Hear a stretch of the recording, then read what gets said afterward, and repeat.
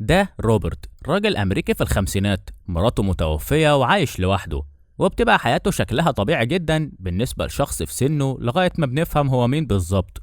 في البداية بنشوفه وهو رايح لشغله زي كل يوم، وفي الاستراحة بيقابل رالف اللي بيكون عاوز يقدم على وظيفة حارس أمن، لكن وزنه الزيادة عامل له مشكلة، وعشان كده روبرت بيساعده يخفف وزنه. بعدها روبرت بيرجع بيته وبيكون باين عليه انه عنده وسواس بالنظافة والترتيب، لدرجة انه بياخد الشاي معاه للكافيه اللي متعود يروحه كل يوم. وهناك بيقابل بنت روسية اسمها ألينا، وبيبان ان هي كمان كل يوم بتيجي للمكان ده، عشان كده بيدور بينهم حوار بسيط جدا. وتاني يوم بيتكرر نفس اللي حصل امبارح، لكن المرة دي ألينا بيجيلها اتصال من شخص اسمه سلافي، وبنعرف انه قواد روسي وبيشغلها في الدعارة، وبيبقى باين ان ألينا كارهة الشغل ده جدا. وتاني يوم بنشوف ألينا نايمة في الكافيه ومضروبة في وشها، والمرة دي بتتجرأ وبتروح تقعد مع روبرت، والكلام بيجيب بعضه وبتعرفه طبيعة شغلها. فروبرت بيقول لها انها تقدر تبعد عن كل ده وتبدأ بداية جديدة. بعدها بيخرجوا يتمشوا سوا، وهنا سلافي بيجي ياخدها بالعافية، وبيدي روبرت الكارت بتاعه لأنه بيبقى فاكره زبون، وبيقول له انه هيشوف له بنت احسن منها وبيمشي. وتاني يوم روبرت بيروح الكافيه كالعادة، وهناك صاحب المكان بيقول له ان ألينا في العناية المركزة، فبيروح يطمن عليها. ولما بيلاقي صاحبتها بتزورها بيسألها عن اللي حصل لألينا، فصاحبتها بتقول له ان سلافي هو اللي عمل فيها كده، لان الزبون اللي كانت معاه لما ضربها في وشها هي كمان ضربته وهربت منه. وقبل ما تدخل المستشفى هددها انها لو حاولت تخالف اوامره تاني هيقتلها المرة الجاية. وبعد الكلام ده روبرت بيقرر يروح لسلافي، وبيعرض عليه مبلغ كبير مقابل انه يدي ألينا حريتها، لكن سلافي بيرفض وبيقول له انها لسه صغيرة ويقدر يجيب اضعاف المبلغ ده بسببها. فروبرت بياخد فلوسه وبيفتكروه ماشي خلاص، لكنه بيروح يقفل الباب من جوه، وفي ثواني بيقيم قوة كل واحد في الموجودين والأسلحة اللي معاهم، وبعدها بيظبط ساعته على 16 ثانية بالظبط وبيدور فيهم الضرب. وقبل ما تخلص ال 16 ثانية بيكون خلص عليهم، وبعدها بيروح لسلافي يقول له اديك هتموت اهو، مش كان احسن لو اشتريت عمرك وخدت الفلوس وسبتها؟ وبعدها بيسيبه ويخرج. وتاني يوم بيروح شغل عادي جدا، وهناك رالف بيجي يعرفه انه اتقبل في الوظيفة وبيشكره علشان ساعده. بعدها بنشوف شخص اسمه تيد بيجي من روسيا على مسرح الجريمة، وبيبقى معاه 3 ضباط امريكان فاسدين هما اللي ساعدوه يدخل للمكان. وهنا بنعرف ان سلافي كان واحد من رجالة زعيم مافيا كبير في روسيا اسمه بوشكين، ولما اتقتل سلافي بوشكين قرر يبعت تيد عشان يعرف اللي عمل كده ويخليه عبرة لأي حد يتجرأ يقرب لرجالتهم مرة تانية. بعدها بنروح لروبرت اللي بيعرف ان رالف استقال من الوظيفة، فبيروح له محل والدته، وبيعرف ان المحل حصلت فيه حريقة امبارح وهو قاعد عشان يساعد والدته. وبنرجع تاني لتيد اللي بيروح مع ضابط من ال3 الفاسدين لواحد من عصابات الايرلنديين، لكن الشخص اللي بيروحوا له بيقول ان ملهمش علاقة بموت سلافي، وبيفضل يزعق ويشتم في الروس. فتيد بيقوم يضربه لغاية ما بيخلص عليه خالص وبيخرج. وفي الطريق الضابط بيسأله عمل كده ليه مع ان الراجل ملوش علاقة باللي حصل، فتيد بيقوله ان دي رسالة حابب يوصلها لباقي العصابات، ان العو جه العو حاضر. وبنرجع تاني لروبرت اللي بيبقى مش مقتنع ان الحريق اللي حصل عند والدة رالف ده كان مجرد قضاء وقدر. بعدها بنشوف تيد مع صاحبة ألينا وبيقول لها انهم دوروا في اسامي البنات اللي كانوا شغالين مع سلافي، ولو ان في واحدة اسمها ألينا مختفية ومش عارفين مكانها، وبيسألها لو كانت تعرفها، فالبنت بتكذب عليه وبتقول انها اول مرة تسمع اسمها. بعدها تيد بيكلم بوشكين وبيقوله ان الشخص اللي قتل سلافي محترف في القتل، لانه عمره ما شاف حد عنده المهارة دي قبل كده.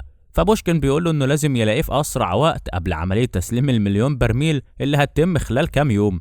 بعدها بنشوف 2 من الضباط اللي كانوا مع تيد وهم بياخدوا فلوس اتاوة من والدة رالف، وبنفهم ان هم السبب في اللي حصل للمحل عشان ما كانتش راضية تدفع. بس في الوقت ده روبرت بيكون صور كل اللي حصل وبيوروهم الفيديو، فبيحاولوا ياخدوه منه، لكنه في ثواني بيرنهم علقة محترمة وبيقول لهم يرجعوا للست الفلوس والا هيبعتوا للصحافة، وفعلا تاني يوم بيعملوا كده.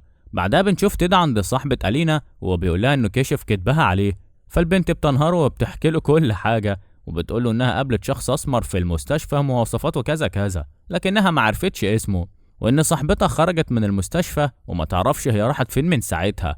وهنا تيد بمجرد ما بتخلص كلامها بيخلص عليها هي كمان وبيمشي. وبنرجع لرالف اللي بيكون رجع لشغله تاني بعد ما اطمن ان مفيش حد هيهددها والدته تاني. بعدها بنشوف تيد بيجمع الثلاثي الفاسد بتاعه وبيعرفهم ان في كاميرا مراقبة جابت شخص من وشه وهو بيدخل المكان اللي فيه مكتب سلافي قبل ما يوصل بكام دقيقة، وبيبقى الشخص ده مش واضح قوي، لكن احنا طبعا عارفين انه روبرت. وتاني يوم بنشوف روبرت في المكان اللي شغال فيه، وبيجي شخص مسلح يهدد الكاشير اللي واقفة علشان تديله كل الفلوس اللي في الدرج، ولما بتعمل كده بيطلب منها كمان الخاتم اللي لابساه.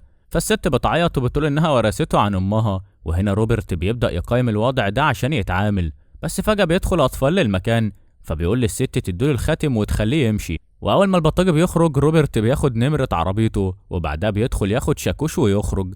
وتاني يوم الست بتلاقي الخاتم بتاعها في الدرج، وبنفهم ان روبرت وصل للبلطجي وتصرف معاه بطريقته. وفي البيت بنشوف روبرت قاعد لوحده، وفجأة بيحس ان في حد طالع على السلم، فبيفتح الباب في الوقت المناسب وبيلاقي قصاده تيد اللي بيقول له انه محقق شرطة وجاي ياخد اقواله بخصوص الجريمة اللي حصلت لعصابة سلافي. فروبرت بيقول له انه ما يعرفش حاجة عن الموضوع ده. فتيد بيوري له صورة صاحبة ألينا وهي ميتة وبيسأله لو يعرفها، لكن روبرت بينكر انه شافها قبل كده. وقبل ما تيد يمشي روبرت بيعرفه انه فاهم انه مش شرطي، فتيد بيسيبه ويمشي. ولما بينزل عربيته بيقول للي معاه ان روبرت ده شخص مريب وفي وراه حاجة. بعدها بيفضلوا يراقبوه في كل مكان، وكل اللي بيعرفوه عنه اسمه انه كان شغال في الحسابات قبل شغله دلوقتي. لكن الكلام ده ما بيقنعش تيد اللي بيكون متأكد ان دي كلها معلومات مزيفة، وبيقول لهم انه عايزهم يقبضوا عليه حي في مكان ما فيهوش لا كاميرات ولا شهود عشان يعرف هو بيشتغل لحساب مين. وبالليل بنشوف روبرت في نفس المطعم، وفجأة في شخص بيدخل يقعد في المكان، فروبرت بيعرف انه كمين وبيسأله لو كان جاي لوحده ولا معاه حد. فالشخص ده بيطلع مسدسه وبيقرب من روبرت. وفي اللحظة دي في عربية بتيجي تقف قصاد المطعم، فتيد واللي معاه ما بيبقوش شايفين اللي بيحصل جوه، بس احنا بنشوف ازاي روبرت هاجم الشخص اللي كان معاه المسدس، وفي ثانية قطع النور عن المكان، وبعدها خرج عشان يصور تيد جوه عربيته. وهنا تيد بينزل هو واللي معاه وبيفضلوا يدوروا عليه شوية لغاية ما واحد منهم بيلاقيه، بس روبرت بيروقه قبل ما يمشي بياخد باله انه ضابط شرطة. بعدها تيد بيعرف انه هرب منهم خلاص، فبيروحوا له على البيت. وهناك بنشوف روبرت وفي الحمام بيعالج إصابة في رجله من العركة الأخيرة دي.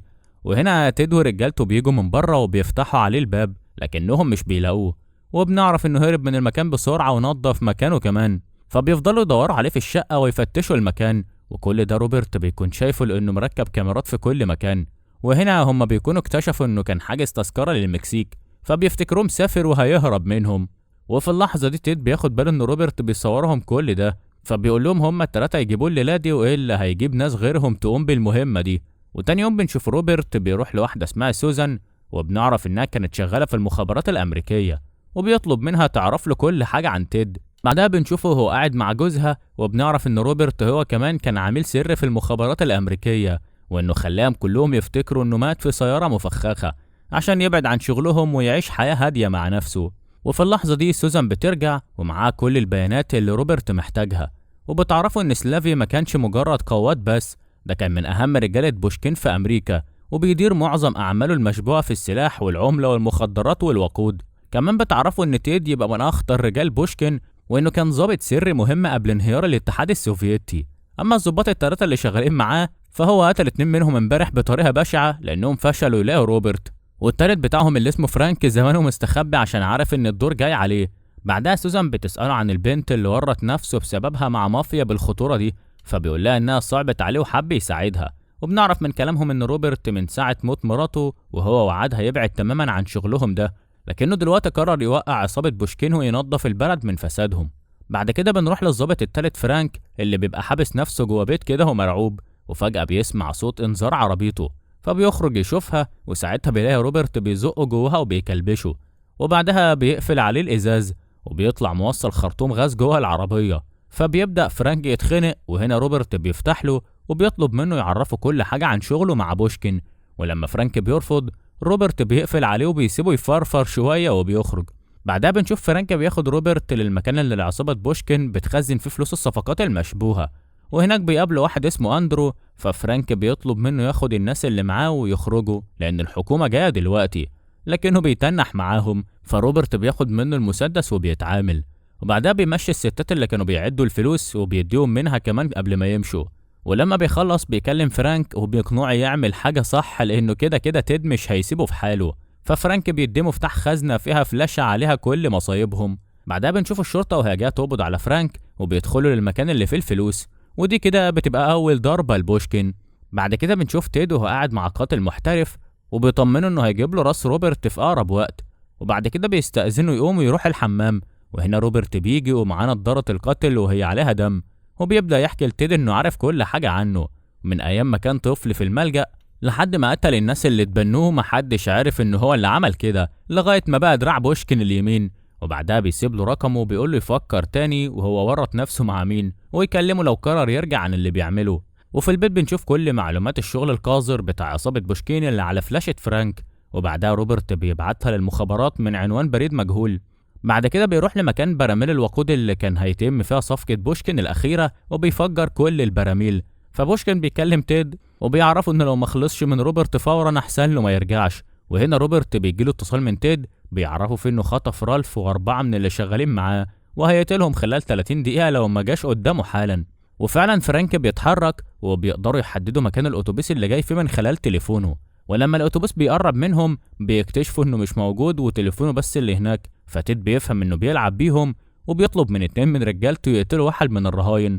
لكن فجأة في صوت موسيقى بيشتغل، فواحد منهم بياخد رالف علشان يقول له جاية منين، وبتطلع جاية من مكتب الأمن. وفجأة روبرت بيجي يخلص على اللي مع رالف وبيستخدم جهاز الاتصال اللي معاه عشان يستدرك تاني واحد وبرضه يخلص عليه. وبعدين بيبعت رالف يخرج باقي زمايله ويهربوا. بعدها بنشوف تيد وهو بيدور على روبرت وبيقول للي معاه يروحوا يطمنوا على الرهاين. وهنا روبرت بيقفل عليهم الأبواب وبيفضل يصطادهم واحد ورا التاني. ومع إن في واحد كان على وشك يخلص على روبرت، لكن روبرت بيقدر يسيطر على الوضع في آخر لحظة وبيقتله، لكنه بيبان عليه التعب. فرالف بيجي يساعده وبيعرفوا إنه خرج باقي الناس وخلاص. وأثناء ما هم ماشيين فجأة تيد بيضرب نار على رجل رالف، فروبرت بيطلب منه يعمل حاجة كده وهم خلال 40 ثانية بالظبط هيكونوا خرجوا من هنا. وفعلا رالف بيعمل اللي قال عليه وبيستدرج آخر شخص كان مع تيد لبعيد، وساعتها المكان بينفجر فيه وبيموت. وكده ما فاضلش غير تيد اللي بيبقى سمع صوت رالف وراح عشان يخلص عليه. لكن في الوقت المناسب روبرت بيظهر وبيضرب عليه نار وبيموته. وبعدها ب3 أيام بيروح كمان روسيا وبيخلص على بوشكين شخصيا جوه حمامه. وبعدها بيرجع تاني على أمريكا، وساعتها بيقابل ألينا اللي بتكون خرجت من المستشفى وبتقوله إن في شخص مجهول ساب لها مبلغ كبير وتذكرة سفر للمكسيك، وهي دلوقتي بتشتغل شغل كويس وعايشة حياة أحسن. وطبعا ما بتبقاش عارفة حاجة عن كل اللي عمله علشانها ولا إن هو اللي ساب لها الفلوس دي. وفي آخر مشهد بنشوف روبرت في الكافيه وهو جايله رسالة من حد بيطلب منه المساعدة، فبيوافق روبرت. والحد هنا بيخلص فيلمنا النهاردة. سلام.